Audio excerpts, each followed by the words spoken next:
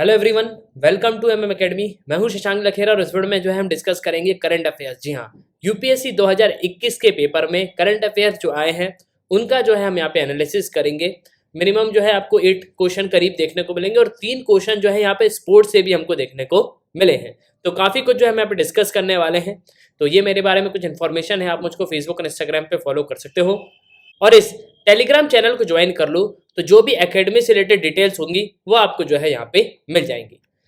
और अगर आप किसी भी एग्जाम की तैयारी कर रहे हो तो आप एमएम एकेडमी ऐप को डाउनलोड कर सकते हो। आपको क्या करना है, एमएम एकेडमी ऐप को डाउनलोड करना है, फिर आपको यहाँ पे साइन अप करना है। आप 2 वीडियोस लेक्चर देख सकते हो जो डेमो लेक्चर होंगे। फिर आपको प्रोफाइल में जाना है, प्लान को परचेज करना है, कोर्सेज को एंजॉय करना है। एक ही सब्सक्रिप्शन में आप सभी कोर्स अवेल कर पाओगे और आप यहाँ पे पीडीएफ भी डाउनलोड कर सकते हो। तो शुरू करते हैं। पहला क्वेश्चन है ये, consider the following statement. Statement 1 ये बोलता है the United Nations Capital Development Fund that is UNCDF and the Arbor Day Foundation have recently recognised Hyderabad as 2020 tree city of the world.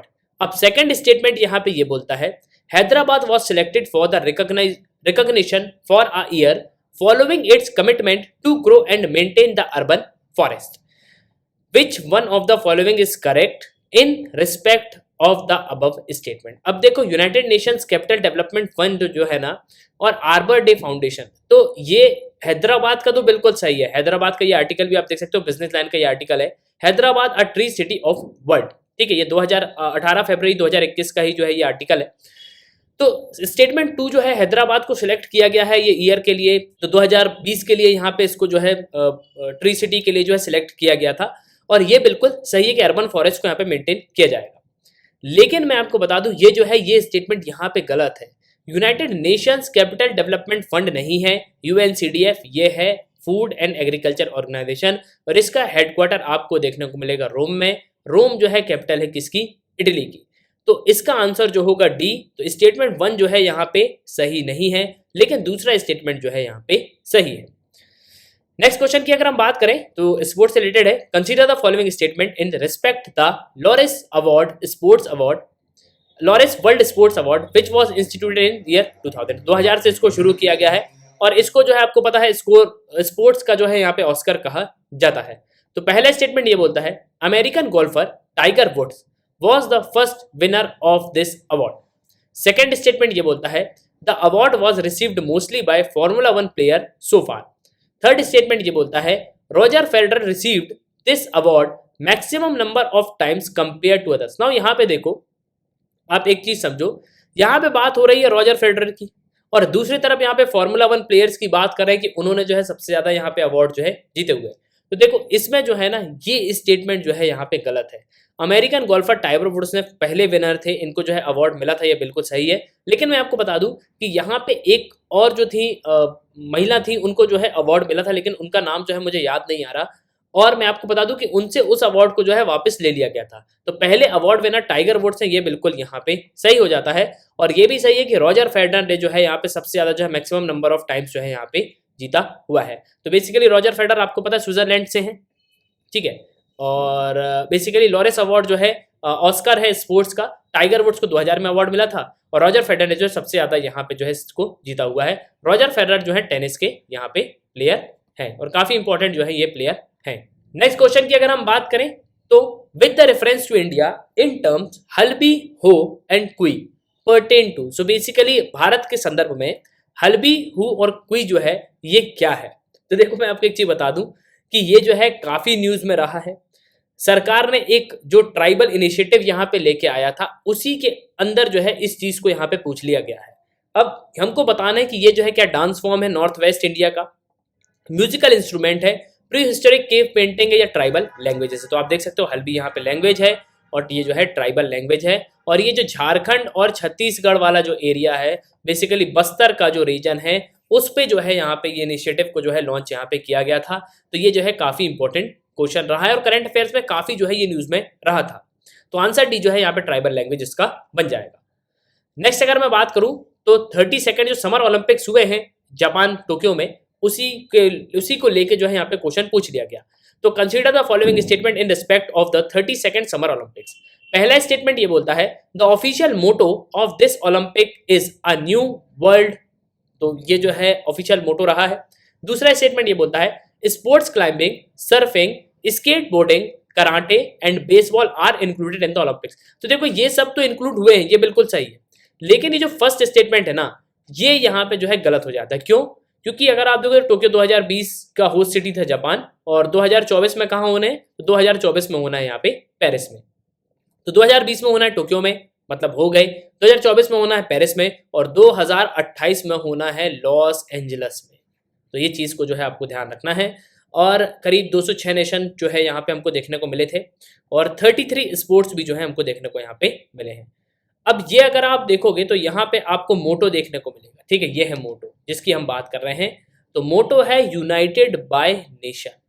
लेकिन मैं आपको बता दूं कि जब पहले united by nation, united by emotion था, ठीक है, लेकिन जब यहाँ पे टोक्यो ओलंपिक्स शुरू हो गए तब यहाँ पे एक चीज और ऐड की गई, वो था फास्टर, हायर, स्ट्रॉन्गर और टुगेदर। तो इस चीज को भी आपको ध्यान रखना है, इस चीज को भी जो है यहाँ पे जो है बेसिकली इसको ऐड किया गया है। और अगर हम बात करें कि जो मोटो रहा है वो क्या है, तो यूनाइटेड बाय इमोशन था, और यहाँ पे क्या दिया है, अ न्यू वर्ल्ड। तो बेसिकली आप देखोगे तो ये स्टेटमेंट जो है यहाँ पे गलत हो जाएगी, ये स्टेटमेंट जो है यहाँ पे सही है। तो आंसर है टू ओनली, तो ओनली टू जो है यहाँ पे सही आंसर हो जाएगा। नेक्स्ट अगर मैं बात करूं, consider the following statement in respect of ICC world test championship. ICC world test championship की बात हो रही है, जो 2 साल यहाँ पे चलना था, 2 साल का जो है ये पूरा इवेंट हमको देखने को मिला है। और बेसिकली ऑप्शन यहाँ पे ये था पहला, the finalist were decided by the number of matches they won. Second statement ये बोलता है New Zealand was ranked ahead of England because it's won more matches than England. अब इसमें फाइनल जो है आपको देखने को मिलेगा यहाँ पे जो है भारत भी जो है फाइनल में यहाँ पे रहा है, ठीक है। तो अब यहाँ पे ये पूछ रहा है the finalist were decided by the number of matches they von, नहीं, क्योंकि पूरा मैच हो ही नहीं पाया था, पूरा इवेंट यहाँ पे हो ही नहीं पाया। तो फाइनलिस्ट जो है यहाँ पे डिसाइड की गए जितने मैच जीते हैं उसके आधार पे नहीं, परसेंटेज जो है उसके बेस में यहाँ पे की गए हैं। तो बेसिकली जो परसेंटेज ऑफ पॉइंट्स जो है यहाँ पे हमको देखने को मिले हैं, तो इसके बेस पे जो है यहाँ पे डिसाइड किया गया है। तो ये स्टेटमेंट यहाँ पे गलत है। और New Zealand was ranked ahead of England because it won more matches than England, तो ये भी जो है यहाँ पे गलत है। इंग्लैंड और जो इंडिया है उसके बीच में हमको जो है यहाँ पे टेस्ट देखने को मिला था, फाइनल जो है इनके बीच में जो है जो फाइनलिस्ट थे उनके बीच में यहाँ पे होना था। तो न्यूजीलैंड जो है यहाँ पे इंग्लैंड के ऊपर नहीं था, ठीक है। तो ये भी जो है यहाँ पे गलत है। तो नाइदर 1 एंड नाइदर 2 जो है यहाँ पे इसका आंसर होगा। वहीं पे अगर आप देखोगे तो न्यूजीलैंड ने क्योंकि यहाँ पे 11 मैच देखे हैं, 11 मैच जीते हैं, और इंग्लैंड ने यहाँ पे 21 मैच जीते हैं, तो ऑब्वियस सी बात है कि इंग्लैंड तो ऊपर ही रहेगा ना, न्यूजीलैंड जो है यहाँ पे नीचे रहेगा, ठीक है। तो न्यूजीलैंड ऊपर आ ही नहीं सकता इंग्लैंड के, क्योंकि उसके मैचेस जो है यहाँ पे उन्होंने कम मैच जीते हैं। तो बेसिकली इसका जो है आंसर नाइदर 1 और नाइदर 2 यहाँ पे होने वाला है। नेक्स्ट मैं बात करूं तो consider the following statement, right to city is an agreed human right and the UN habitat monitors the commitments made by each country in this regard.